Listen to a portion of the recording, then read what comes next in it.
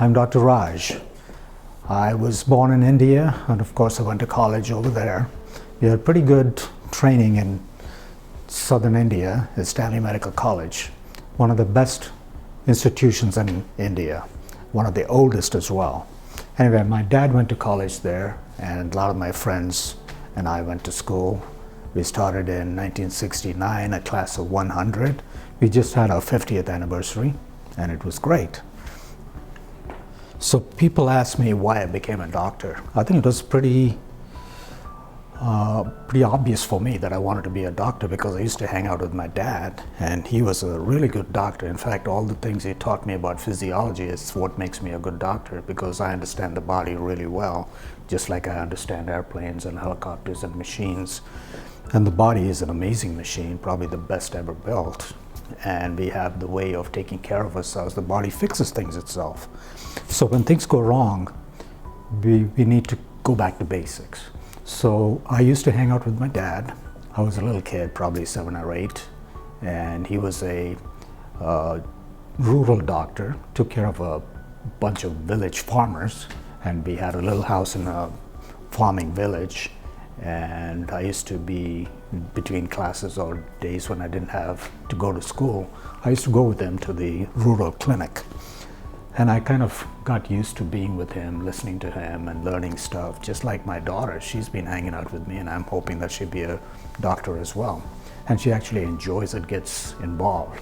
So I used to also go to my medical college when my dad got transferred from this rural area to a bigger city, and he was teaching anatomy and physiology to medical students. So during those classes, when he's busy, I would walk around, and I used to enter this big lab. It was a huge lab, anatomy lab, and they had all these jars, with formalin, and inside were patients' faces open from the side, the chest wall open so you could see the lungs and the heart, and the belly open so you could see the intestines.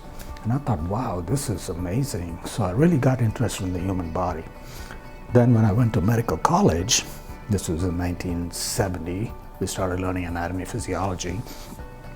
Unfortunately, my physiology professor was not the best teacher. So I used to listen to her and then go home and ask Dad, can you tell me how this works? So he was a great artist. So he'd take a piece of paper, crayons, different colors, and explain everything from what happens when you put food in your mouth and what happens as it goes down your throat into your stomach, small intestines, large intestines, and comes out the rectum. So he used to explain all the different enzymes that work on the food, how's the carbohydrates absorbed from the food you eat, and what happens to the proteins and minerals and all that. So it really was almost like it was meant to be. In 1977, I decided to come to America. I got to do a test in Malaysia to qualify, so I'm equal to students who went to college here in America. So I did what they call an externship, and that was really good because I had the training in India where you do mostly medicine by touching, feeling, looking, and all that. But when you come to America, we also have all these fancy equipment like ultrasound and fancy x-rays and all that. So it was great to have a little bit of the old time kind of diagnosing things, and you have the new stuff. And of course, most of the patients who come to see me have urological issues because I'm a urologist. So I did urology in New York. And then I came to California after working for 10 years in New York, 5 years residency and 5 years as an attending. So I learned everything there was about urology. So when I came to California, I was ready. The reason I ended up in Lancaster is because of my interest in flying. So I'd flown all kinds of things, including hot air balloons,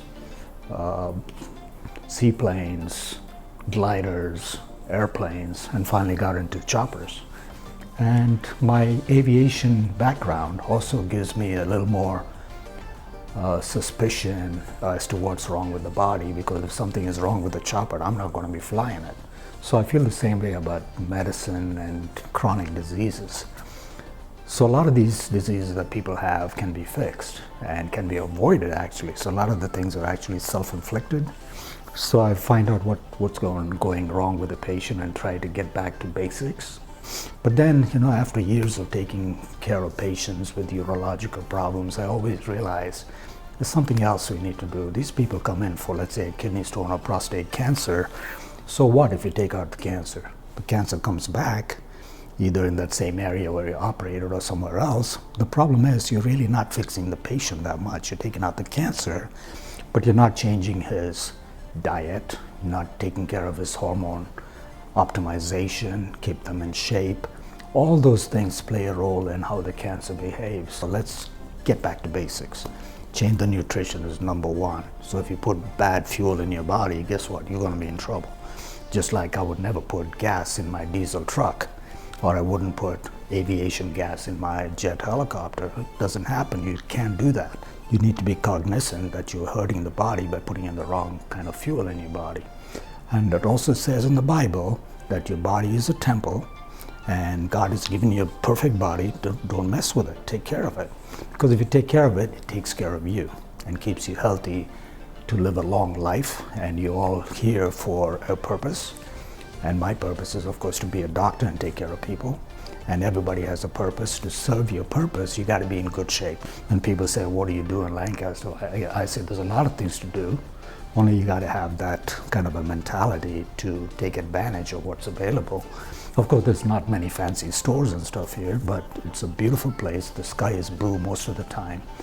Perfect for flying. That's why the aviation capital is right here. We make things like the B-2, B-1, the shuttle. All those planes are usually made or tested right here. So I was really happy here.